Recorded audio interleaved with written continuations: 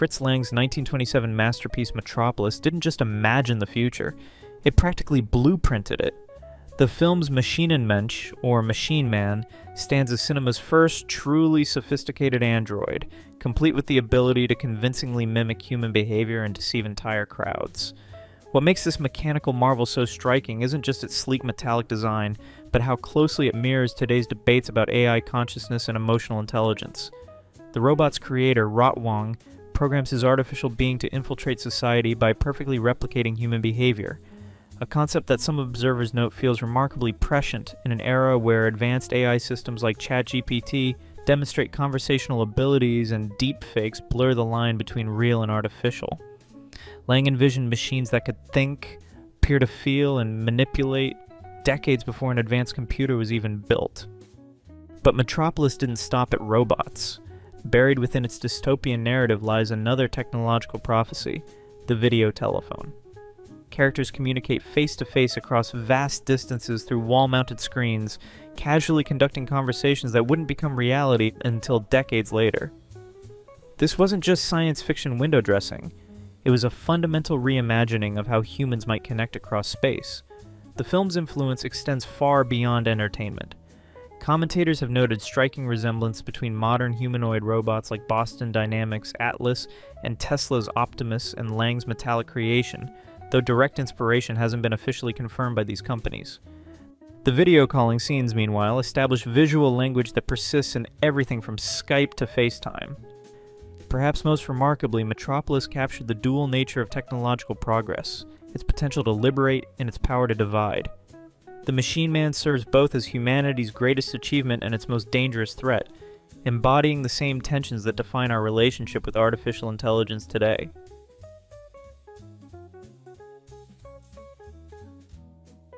H.G. Wells didn't just write science fiction, he architected tomorrow. His 1936 film adaptation, Things to Come, transformed his literary visions into striking visual prophecies that would prove unnervingly accurate. The movie's most prescient element wasn't its flying machines or gleaming cities, but something far more intimate. Massive wall-mounted screens that delivered news, entertainment, and personal communications directly into people's homes. These weren't crude television prototypes. Wells envisioned sophisticated display systems that functioned as comprehensive communication hubs, allowing instant visual contact between individuals across vast distances. Characters in the film casually engaged in what amounted to video conferences, treating real-time visual communication as mundane as picking up a telephone. This was revolutionary thinking in an era when most homes still lacked electricity, let alone any form of electronic entertainment. Wells's screenplay went further, imagining a world where these communication networks form the backbone of global civilization. Information flowed instantly across continents, connecting isolated communities and enabling coordinated responses to crises. The film depicted societies that relied on interconnected audio-visual networks for everything from education to governance, essentially predicting the internet's social and political impact decades before the first computer network existed. The movie's transportation sequences proved equally prophetic. Sleek aircraft moved people efficiently between towering urban centers, while the cities themselves showcased integrated planning that prioritized both functionality and human welfare. These weren't just aesthetic choices, they represented Wells's belief that technology should serve humanity's collective advancement. What makes Things to Come particularly remarkable is how it captured not just individual technologies, but entire technological ecosystems. Wells understood that future innovations wouldn't exist in isolation. They would interconnect, creating new forms of human organization and social interaction that would fundamentally reshape civilization itself.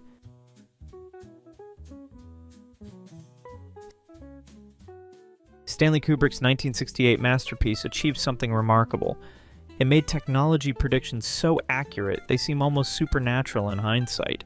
The film's astronauts casually manipulated flat, rectangular devices that displayed information and responded to touch. Essentially iPads 43 years before Apple's first tablet hit the market. These weren't clunky science fiction gadgets, but sleek, minimalist interfaces that production designer Tony Masters deliberately crafted to feel like natural extensions of the astronauts' work environment.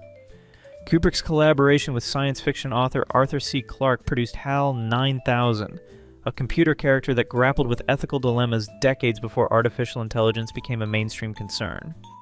Clarke emphasized that Hal possessed machine-like intelligence without human emotions or consciousness, creating a chilling portrait of algorithmic decision-making that prioritized mission objectives over human lives. This narrative thread anticipated contemporary debates about AI alignment and value systems that tech companies now wrestle with daily. The film's depiction of routine video communication between Earth and space stations seemed fantastical in 1968, when long-distance phone calls were expensive luxuries. Kubrick achieved these scenes using rear projection screens and pre-recorded footage, a practical effect that contributed to the film's remarkable realism. The casual, everyday nature of these space-to-Earth conversations predicted how video calls would eventually become mundane workplace tools. Google DeepMind researchers cited HAL 9000 as a warning example in 2023 discussions about AI safety, while Apple's iPad designers have repeatedly acknowledged the film's influence on their minimalist interface philosophy. NASA continues to reference the movie when discussing long-term space mission protocols, demonstrating how Kubrick's vision transcended entertainment to become a genuine technological roadmap that continues shaping innovation across multiple industries.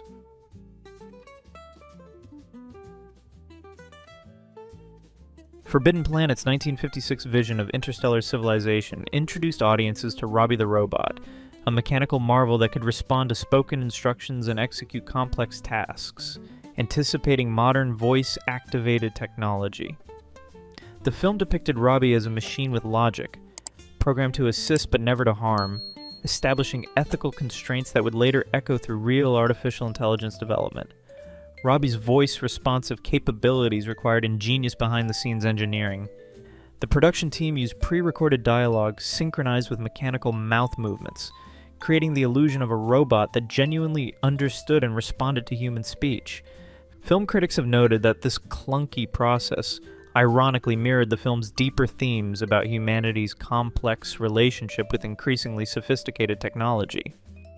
Even more prescient was the movie's plastic educator, a device that projected knowledge directly into human consciousness through neural interfaces.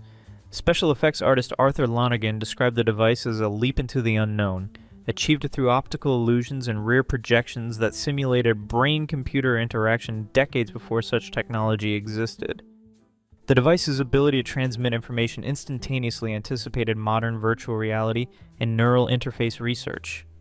Some later commentators have interpreted the plastic educator as a metaphor for consciousness expansion, drawing parallels to 1960s counterculture movements. Modern brain-machine interface research continues to explore concepts similar to those depicted in the film, with the plastic educator serving as an early fictional precursor to contemporary neurotechnology. Robbie's non-harm programming is often cited in discussions of AI ethics and algorithmic guardrails, demonstrating how the film's vision remains relevant in contemporary debates about artificial intelligence safety. The movie's dual legacy, voice-activated robotics and neural interface concepts, establish foundational ideas that continue shaping technological development today.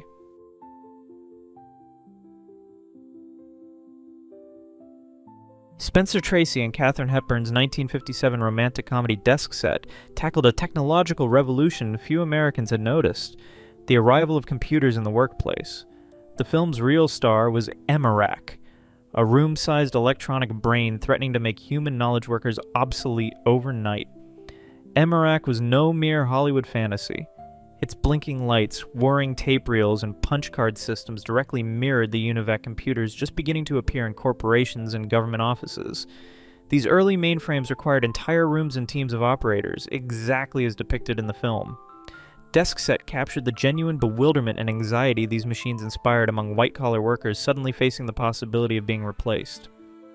Beneath the film's humor lay deeper anxieties about technological displacement that still resonate today. When Emmerak processes research queries in seconds that would take Hepburn's team hours, the story probes whether machines can truly replace human intuition, creativity, and contextual understanding. Much of the comedy comes from Emmerak's literal-minded answers to nuanced questions, highlighting the gap between computational power and human intelligence. Director Walter Lang and screenwriter Phoebe Ephron crafted scenes that foreshadowed modern workplace debates. Will computers eliminate jobs or simply change them? Should efficiency trump human connection? How can workers adapt to technological disruption? These questions, already relevant in forward-thinking companies, remain central today. DeskSet's legacy endures in discussions about artificial intelligence at work. The film's balanced perspective, neither technophobic nor blindly optimistic, remains a thoughtful exploration of how humans and machines might coexist productively.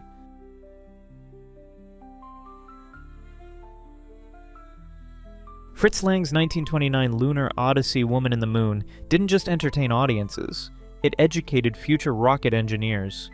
The film's most enduring contribution wasn't its melodramatic plot or elaborate sets, but a simple 10-second sequence that would become the heartbeat of every space mission, the countdown.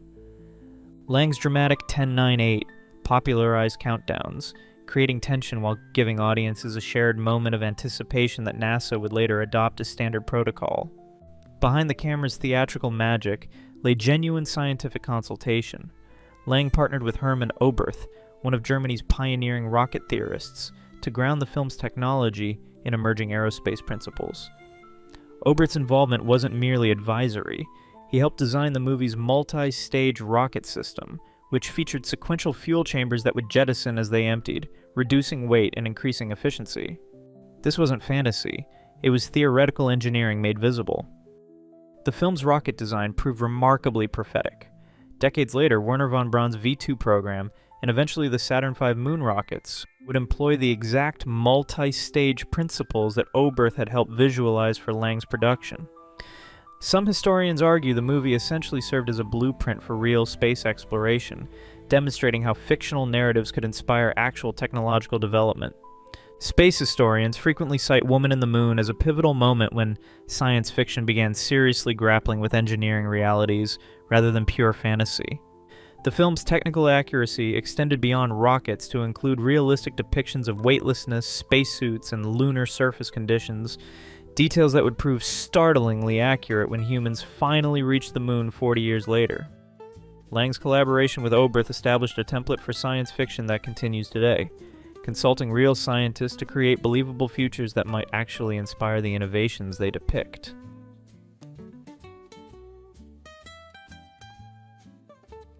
Although technically not a film, the Jetsons' 1962 pilot episode is worth mentioning due to its spot-on depictions of today's technology. This episode painted a picture of domestic life that seemed impossibly futuristic, yet many of the gadgets in George Jetson's apartment would find analogs in modern homes. Rosie the robot maid wasn't just comic relief.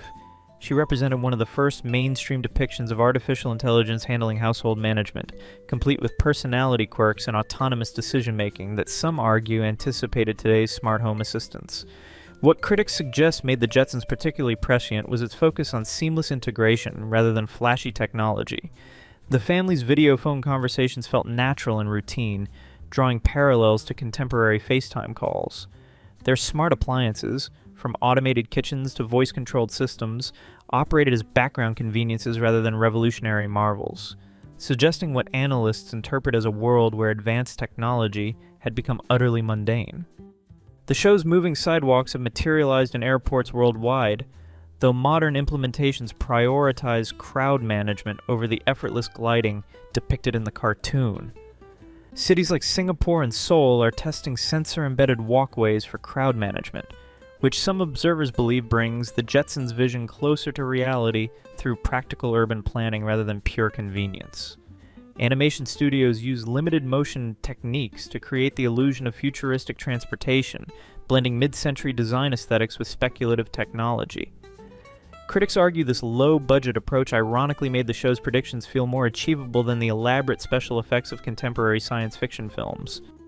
Companies developing electric vertical takeoff aircraft frequently cite the Jetsons as inspiration, though modern flying vehicles focus on shared mobility rather than personal ownership. The show's optimistic portrayal of technology as universally beneficial arguably continues influencing public expectations about innovation, even as contemporary debates about automation reveal complexities the cartoon never addressed. Many observers consider Rosie's cheerful efficiency the archetypal model for how people imagine domestic robots should behave.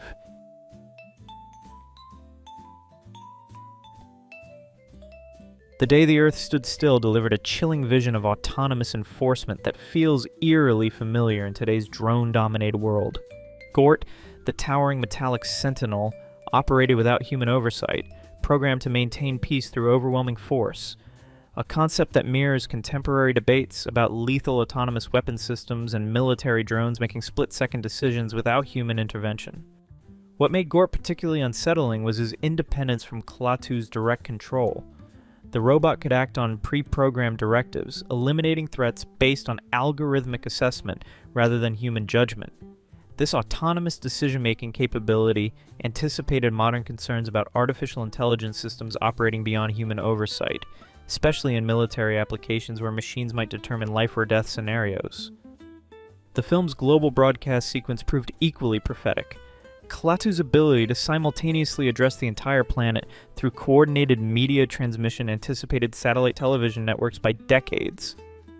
Director Robert Wise achieved this effect through careful editing and multiple studio setups, creating the illusion of worldwide simultaneous communication when such technology remained purely theoretical.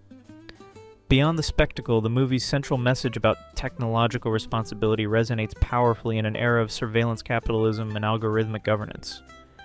Klaatu's ultimatum, behave peacefully or face mechanical enforcement, parallels contemporary discussions about AI-powered monitoring systems that track behavior and predict threats before they materialize. The film's depiction of technology as both salvation and potential destroyer established a template for modern science fiction, but its real legacy lies in anticipating how autonomous systems might reshape human society. Some commentators suggest that military contractors developing unmanned combat vehicles reference Gore as a warning example, while telecommunications engineers reportedly credit the movie's global broadcast concept with inspiring early satellite communication research that eventually enabled CNN's worldwide reach and modern streaming platforms.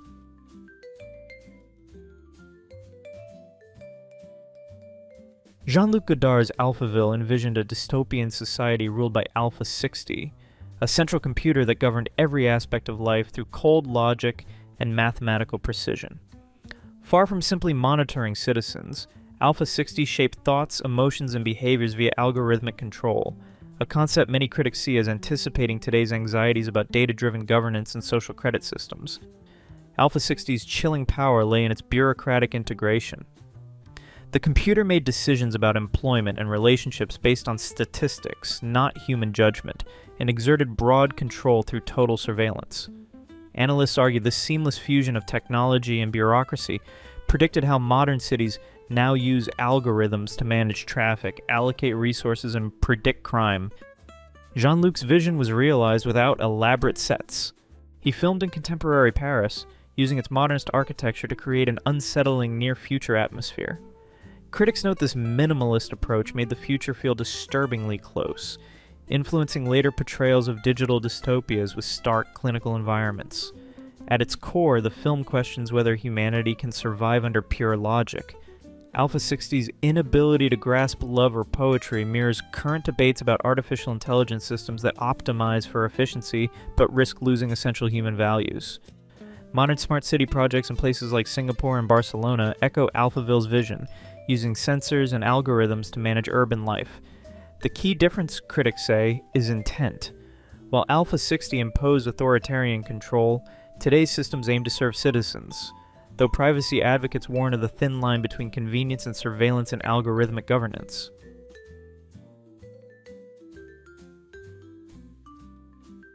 Just imagine transported 1930 audiences 50 years ahead, unveiling a dazzling 1980 New York filled with technological wonders.